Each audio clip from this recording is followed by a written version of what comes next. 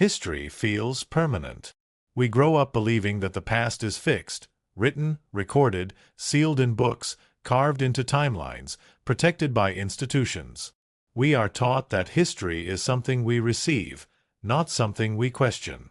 But that assumption itself deserves examination. Because history is not a natural phenomenon like gravity or time. History is a human construct. And anything constructed by humans can be shaped, filtered, edited, or erased. This episode does not claim that history is fake. It asks something far more uncomfortable. Who decides what becomes history, and what does not? The past includes everything that ever happened. History includes only what survives. This distinction is critical. Every civilization produces an overwhelming amount of information. Documents, buildings, tools, stories, failures, contradictions. But only a fraction of that material passes through time, and an even smaller fraction is later accepted as official history. Between the past and history, there is a filter. That filter is not neutral. It consists of institutions, political power, cultural priorities, academic consensus, economic interests. History is not written by time. It is written by people with authority over memory. When we ask who writes history, the answer is not a single group. It is a system. Historians do not work in isolation. They operate within universities, research institutions, museums, government archives, funding bodies. Every one of these has constraints. Research requires money. Money requires approval. Approval requires alignment. This does not mean historians lie. It means historians operate inside boundaries of acceptability. Questions that fit existing frameworks are encouraged. Questions that challenge frameworks are often discouraged, not because they are false, but because they are inconvenient. History, over time, becomes a negotiated narrative. We often imagine history as a linear discovery of truth, that as time passes, we get closer to reality. In practice, the opposite often happens. Earlier historical records are sometimes more diverse, not less. Older maps, chronicles, and texts frequently contain contradictions, multiple explanations, unresolved uncertainties. Modern historical narratives tend to simplify, standardize, remove ambiguity. Why? Because modern history is designed to be taught at scale. A simplified narrative is easier to educate, easier to test, easier to standardize across populations. Complexity does not scale well. Every stable society requires a shared story about its past. That story explains where we came from, justifies current structures, defines progress. A chaotic or uncertain past creates instability in the present. This is why states, empires, and modern nations all invest heavily in historical continuity. History becomes less about truth and more about coherence. The goal is not deception. The goal is order. Not all evidence fits neatly into official timelines. When that happens, several outcomes are possible. The evidence is ignored. The evidence is reinterpreted. The evidence is labeled as error. The evidence is removed from mainstream discussion. This is not a conspiracy. It is institutional inertia. Academic systems reward reinforcement, not disruption. A discovery that demands a small adjustment is welcome. A discovery that demands a major revision is resisted. We often imagine historical erasure as violent. Burned libraries, destroyed monuments, banned books. Sometimes that happens.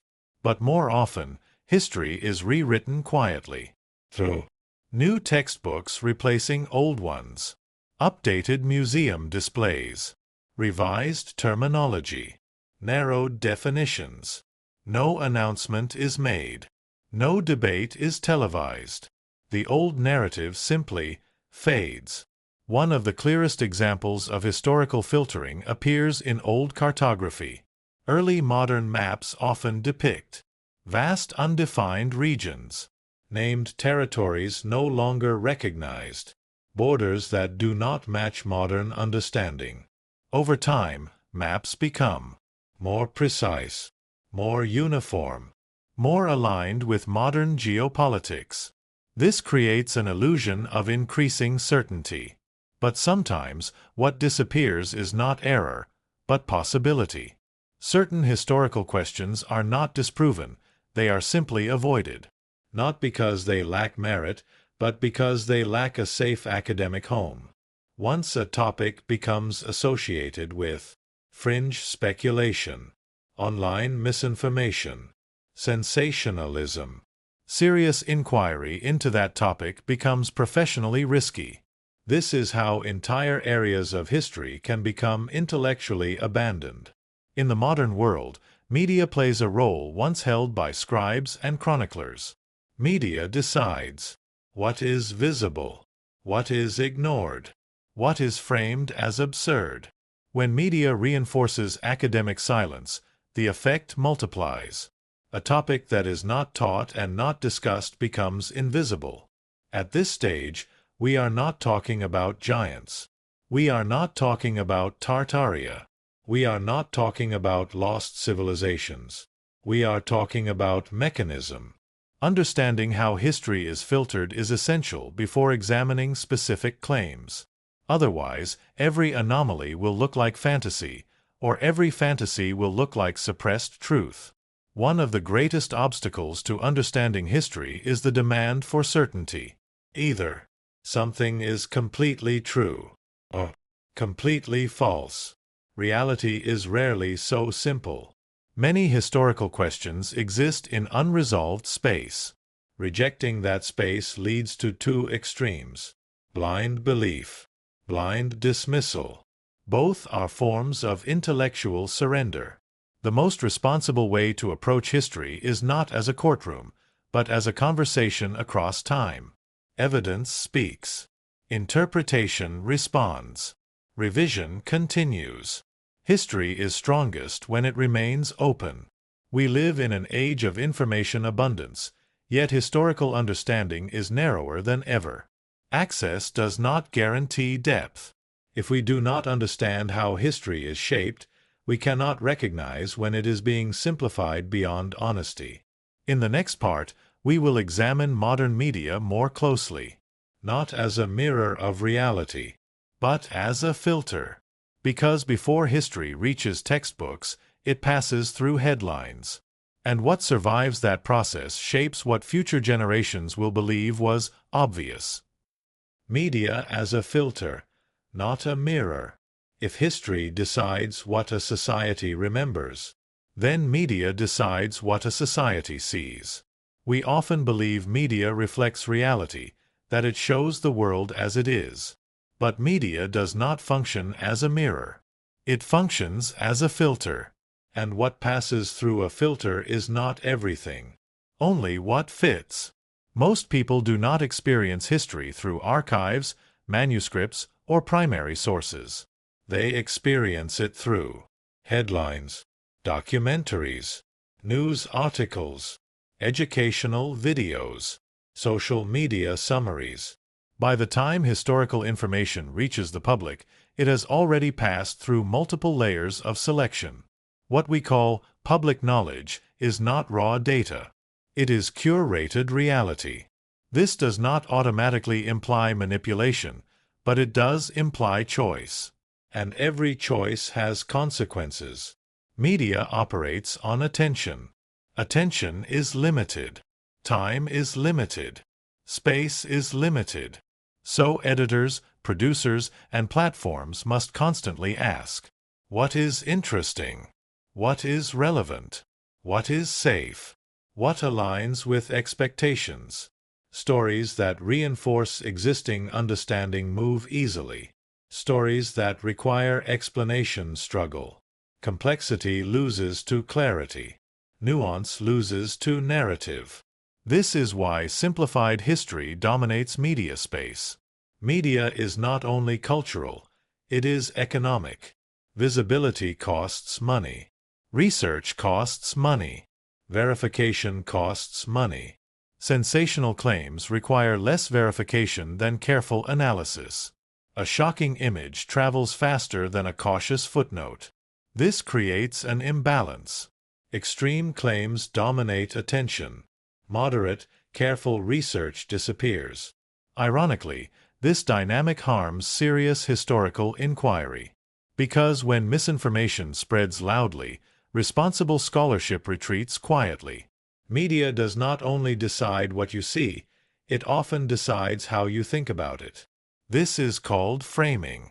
A topic can be framed as absurd, dangerous, settled, fringe, taboo. Once framed, discussion narrows. For example, a discovery framed as debunked is rarely revisited. A question framed as conspiracy becomes professionally risky. The frame becomes more powerful than the evidence. Throughout history, there have been reports of structures that don't fit timelines, technologies that seem premature, cultural sophistication where none was expected. Some anomalies are errors. Some are misunderstandings. Some remain unexplained. Media rarely distinguishes between these categories. Instead, anomalies are often grouped together and dismissed as myth. This creates intellectual laziness, not skepticism. One of the most effective ways to silence a serious question is to surround it with absurdity. When a reasonable inquiry becomes associated with fake images, exaggerated claims, sensational narratives, the entire subject becomes contaminated. This is not always intentional, but the effect is real. Once contamination occurs, media avoids the topic entirely to protect credibility. Some historical subjects do not provoke outrage, they provoke confusion. Confusion does not perform well in media. Stories that end with "we don't know," "the evidence is incomplete," "this remains unresolved," are rarely promoted. Uncertainty does not trend. Certainty does, even if it is false. A debunked claim leaves a record. A silenced claim leaves nothing. Media silence is more powerful than media denial.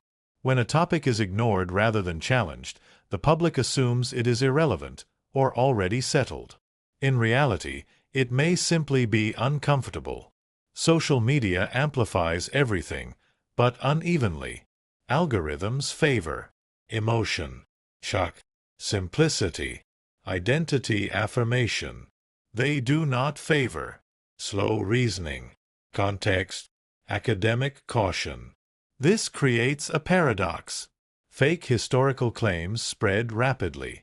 Serious historical correction spreads slowly. The result is a distorted perception of what historians actually debate. Media is designed for engagement, retention, profit, stability.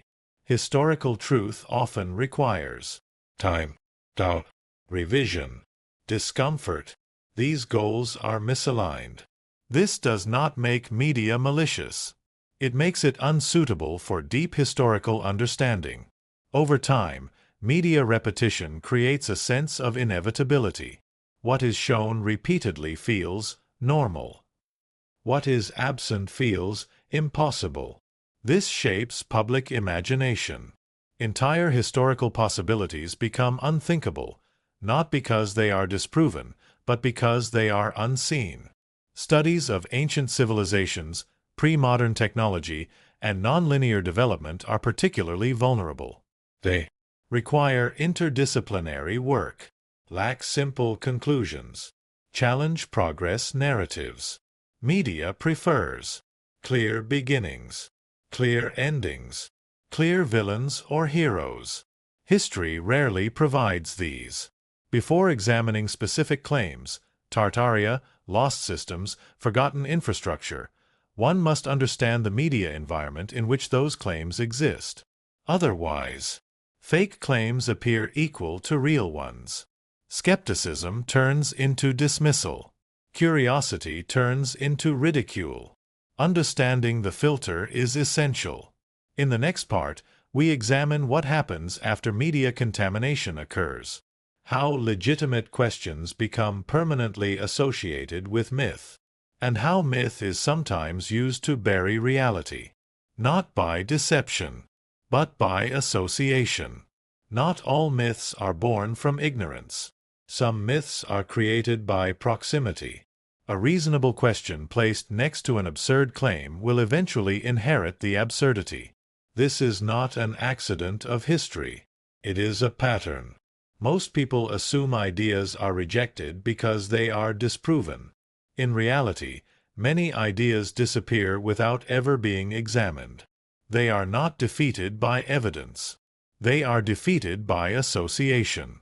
Once a serious inquiry shares space with forged photographs, exaggerated timelines, impossible conclusions, the entire subject becomes radioactive. No rebuttal required. No discussion necessary. Silence follows. In sociology, there is an unspoken rule. Credibility is fragile. One weak link can delegitimize an entire chain. When fringe theories attach themselves to legitimate historical anomalies, they function like parasites. They do not need to prove anything. They only need to be loud. Eventually, scholars retreat, not because they are wrong, but because engagement becomes reputationally dangerous. Consider how historical anomalies are often treated. Step 1. A legitimate inconsistency appears, a structure, a map, a record that does not fully align with accepted timelines. Step 2. Speculative explanations emerge.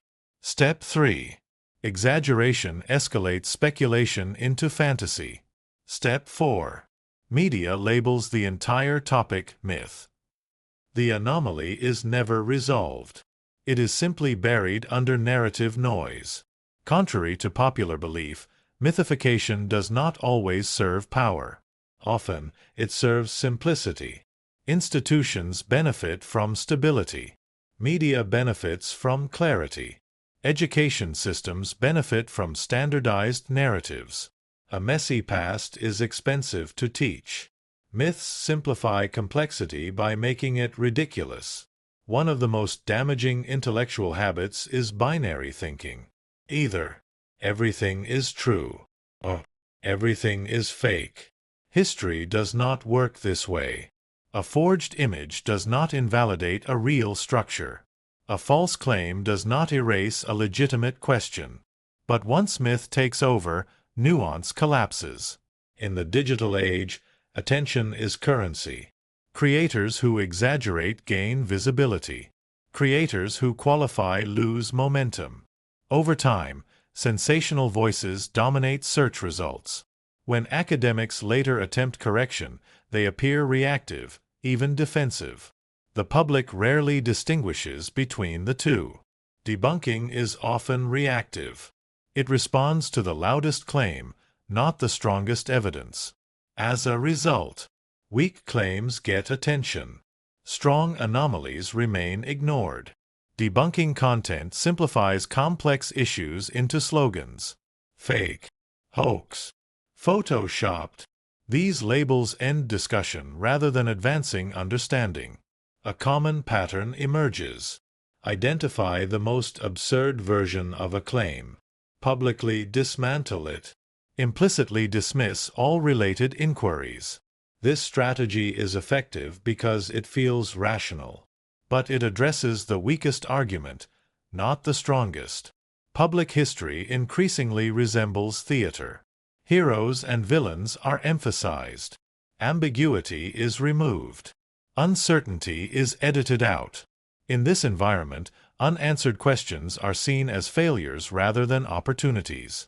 But real historical research thrives on unresolved problems. Ridicule is not skepticism. Skepticism asks, "What evidence do we have?" Ridicule declares, "This is not worth examining." Once ridicule becomes the default response, inquiry ends. Entire fields stagnate. History offers examples where premature dismissal delayed understanding. Ancient medical practices, early astronomical observations, non-Western engineering systems. What was once mocked later became mainstream. The difference was not belief, it was method. Responsible doubt requires effort. It demands cross-disciplinary research, patience, acceptance of uncertainty. Media ecosystems reward none of these. So doubt is replaced with certainty, on both sides. Believers overstate. Skeptics oversimplify. Truth disappears in between. Before examining controversial historical subjects, 3 separations must be made. Separate anomaly from explanation. Separate evidence from narrative. Separate uncertainty from falsehood. Without these distinctions, discussion collapses into noise. In the next part, we shift from media dynamics to method. How historians actually determine what is real, what standards matter, and why absence of evidence is often misunderstood. Only then can we approach contested histories responsibly. Ridicule is not the enemy of falsehood. It is the enemy of understanding. History is not a story we tell. It is a process we negotiate. And like all processes, it has limits. Most people assume history is fixed. Dates are memorized. Names are printed. Timelines appear clean. But this appearance is deceptive. What we call historical fact is often the most defensible explanation, not absolute truth. Certainty is rare. Confidence is constructed. Historical evidence is not singular. It exists in layers. Physical artifacts, architectural remains, written records, oral traditions, comparative patterns, environmental data. No single layer stands alone.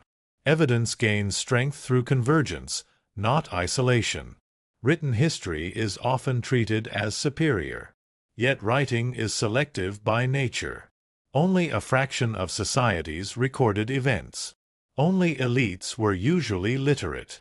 Only certain events were deemed worth recording. Absence of text does not equal absence of reality. It often reflects absence of power. Archaeology does not reconstruct the past. It samples it. Every excavation destroys context as it reveals it.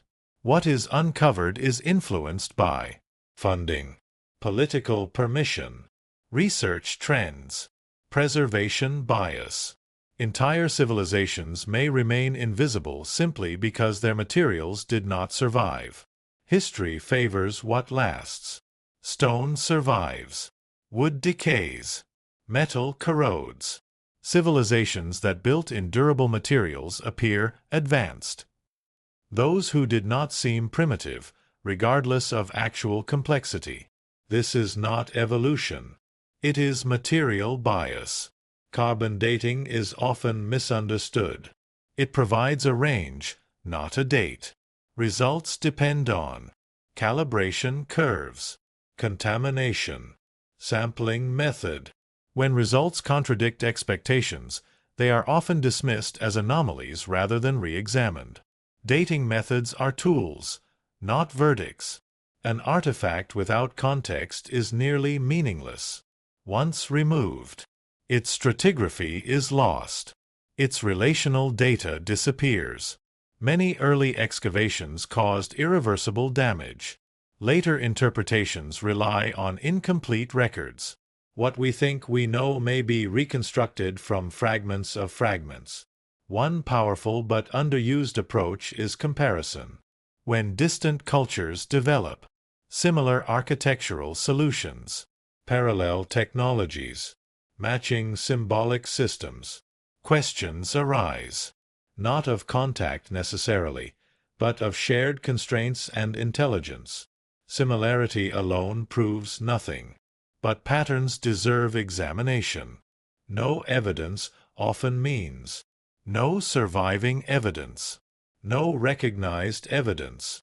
No evidence that fits current models. It rarely means impossible, disproven, false. Historical humility demands acknowledging what we do not know. Historical paradigms are conservative.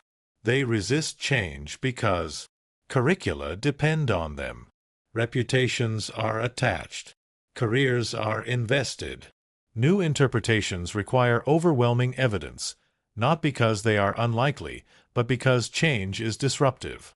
Progress in history is gradual by necessity. This distinction is often lost.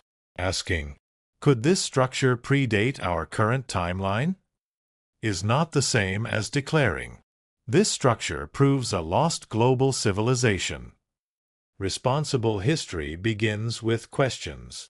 Irresponsible history jumps to conclusions. Uncertainty is not weakness. It is honesty. Many historical gaps exist because data is missing. Sites are inaccessible. Research is incomplete. Admitting uncertainty keeps inquiry open. Certainty closes it. Academic methods are slow and cautious. Media demands headlines, conclusions, conflict. Nuance does not trend. As a result, complex debates are reduced to true, false. The public inherits a distorted image of how history actually works.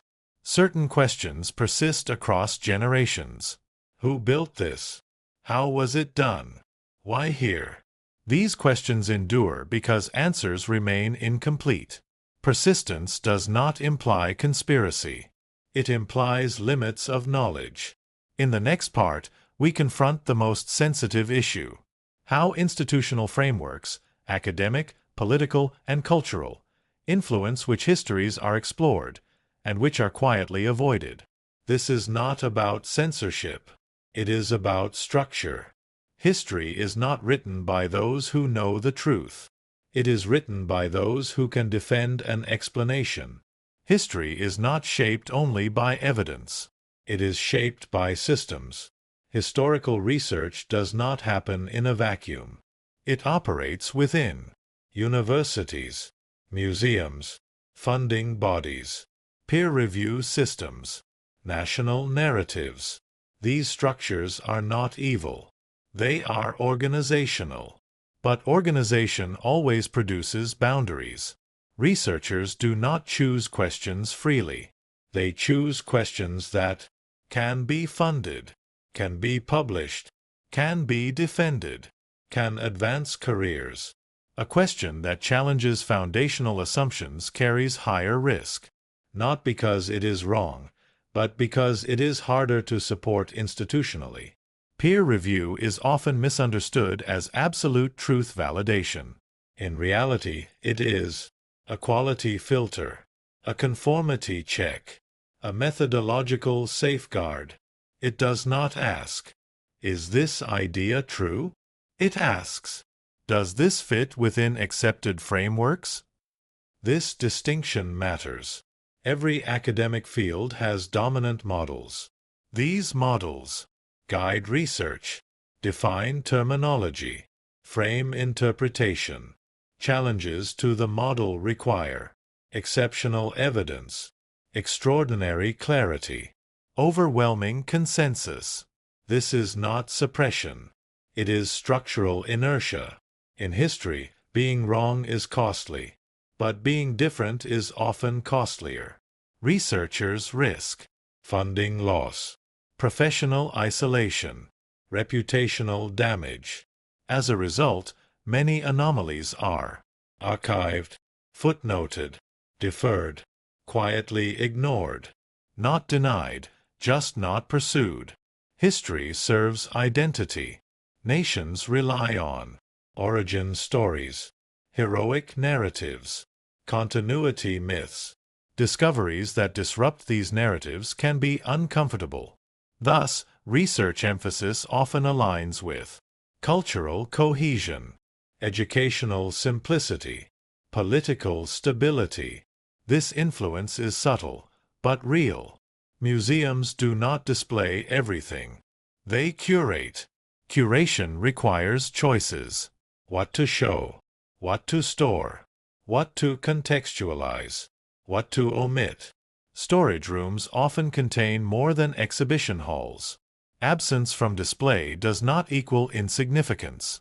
Many unresolved questions exist between fields: archaeology, geology, anthropology, engineering, climatology. Each field uses its own language and assumptions.